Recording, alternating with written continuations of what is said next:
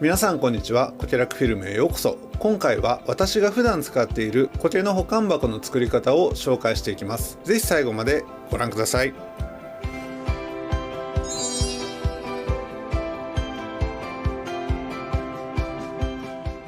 皆さんはコケテラリウムを作った後、コケが余ってしまって困ることがありますよね。そんな時は保管しておくための保管箱があると便利です。今回は私がいつもコケテラリウムを作る時に使っているコケの保管箱を公開します。また合わせて保管のコツもお伝えしていきます。これがあればコケを余らせてしまっても安心ですし、無理やりコケテラリウムにコケを詰め込まなくても良くなります。材料は100円ショップのダイソーで手に入るものを使っているので、誰でも簡単に作ることができます。では保管箱の作り方を説明していきましょう。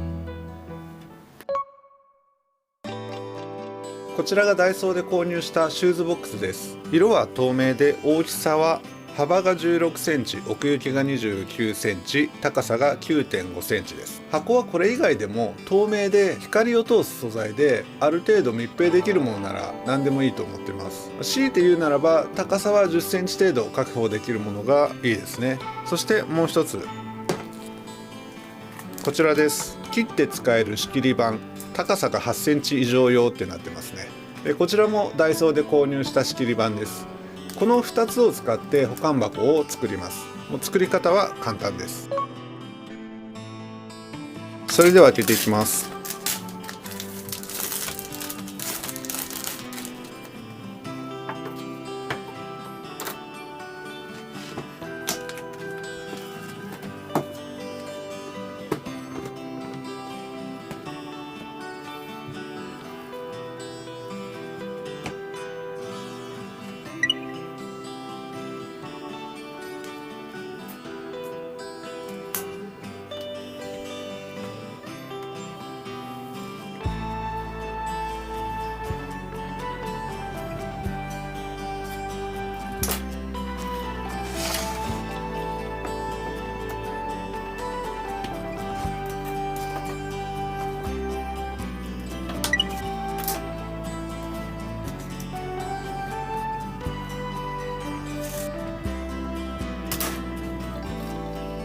この仕切り板の長さを箱の大きさに合わせて切り分けましたら、これを組み合わせていって箱の中を8つに仕分けをしていきます。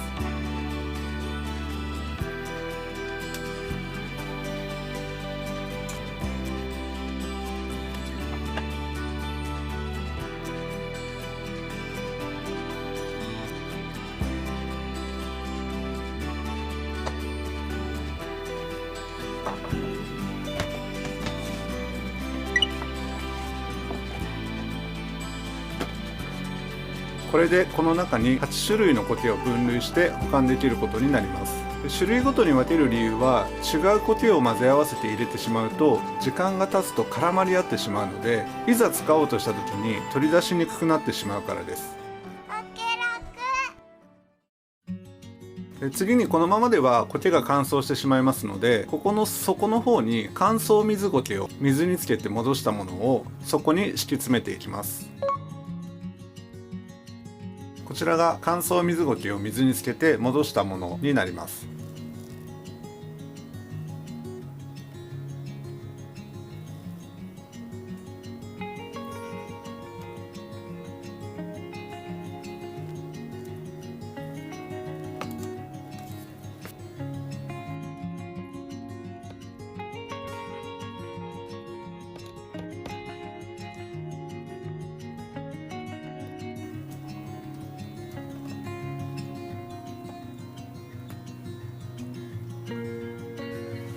はい、これで詰め込み終わりました。水ゴケの代わりにベースソイルやよく洗った砂利のような保水性のある材料で代用してもいいと思います。ただし有機物を含んだ培養土とか腐食土などはカビの発生原因になりますので、それは避けていただいた方がいいです。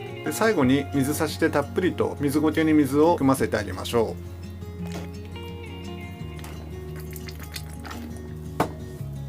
でここでカビの発生防止にベンレートを薄めた霧吹きをかけておくと安心かと思います。こちらですね、カビの防止剤です。これで準備が整いましたので、保管するコケを入れてみましょう。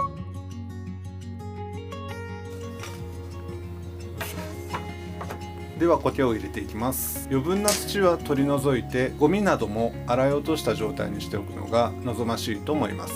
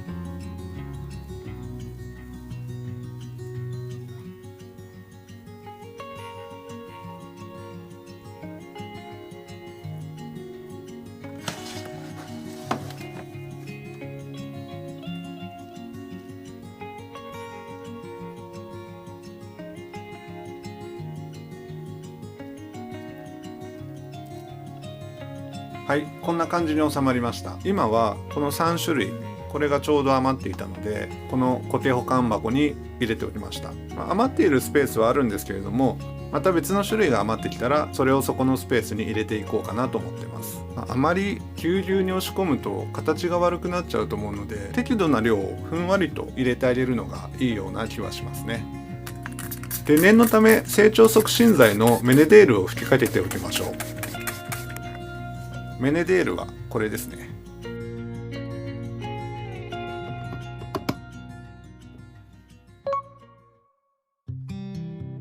ここで保管する時のコツですけれども、直射日光を避けた明るい場所、それから気温の上がりすぎない場所が適切です。なので冬場は屋外の日陰に置いて、夏場はできれば冷蔵庫に入れておくのがいいでしょう。で、1週間に1度くらい様子を見てあげて、葉が乾燥気味でしたら霧吹きで水を与えてください。冷蔵庫が難しいのであれば、蓋をこんな感じで半分開けて、直射日光の当たらない日陰か室内で保管して、頻度よく霧吹きを与えていただくといいと思います。もう一つ、苔は日陰が好きなものとそうでないものっていうのがあります。特徴が似通ったものを一つの箱にまとめてあげると、それぞれの箱ごとに環境を揃えてあげれるので管理がしやすくなります。これは一つのポイントだと思います。次に簡単な保管方法をおまけでもう一つお伝えします。それがこのジップロックの袋です。今回紹介した箱ほど苔が余らなくて、1種類だけを簡易的に保管したいという場合の保管方法です。このままジップロックに余った苔を入れてもいいんですけれども、少しこれに工夫を加えることをお勧めします。用意したのはこのプラ板ですね。10センチ ×20 センチのものを1枚作っていきます。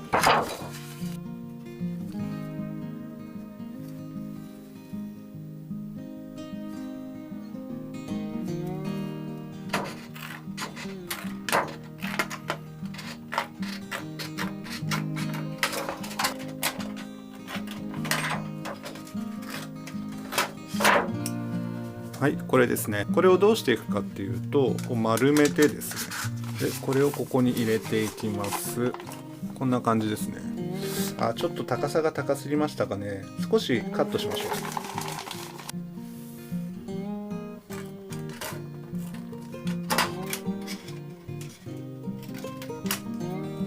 高さは10センチから7センチに変えました。で、これを丸めてこの袋の中に入れます。で、袋の中に入れるとこのプラ板が広がろうとする力が加わるので、こういう空間ができます。で、この空間に苔を入れていけばいいかなと思います。この底の部分をピンと張ってあげると平らになるんで、その平らなところがこういう形で自立する要素にもなるので保管しやすいですし、この上のところもですね、密閉させたい時はジップロックでこういう風にしてあげれば密閉もできるので苔の保管に役立つと思います。で今日はプラ板を使ったんですが、これはクリアファイルとかでも結構ですし、プラスチック系の突っ張る感じの板を入れてあげるとこういう空間が作りやすいと思います。たまたま今日は、分かりやすいかなと思って乳白色のプラ板使いましたけど、実際はこれを透明のプラ板で使ってもらうと外からの光も入りやすいですし、固定の状態も観察できると思うので、透明なプラ板がおすすめです。この底のところに先ほどと同じように水ゴケを入れていきます。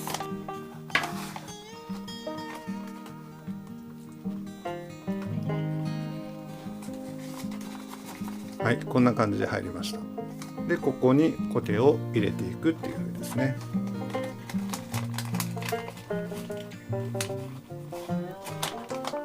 こんな感じで入りました。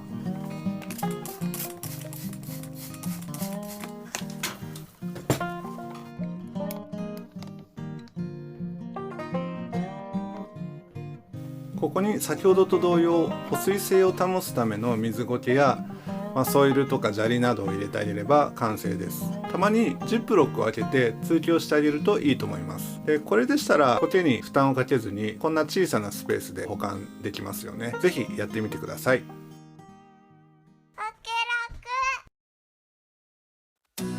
はい、以上で今回のコケラクフィルムは終わります。最後まで見ていただきありがとうございました。このチャンネルではお役に立てるコケテラリウムの解説や情報、コケテラリウムの制作動画をいろいろ考えて皆さんにお伝えしていきたいと思っております。気に入っていただけましたらチャンネル登録、高評価ボタン、ベルマークボタンを押していただけると嬉しいです。またコメントもお待ちしております。ではまた次回お会いしましょう。ありがとうございました。さようなら。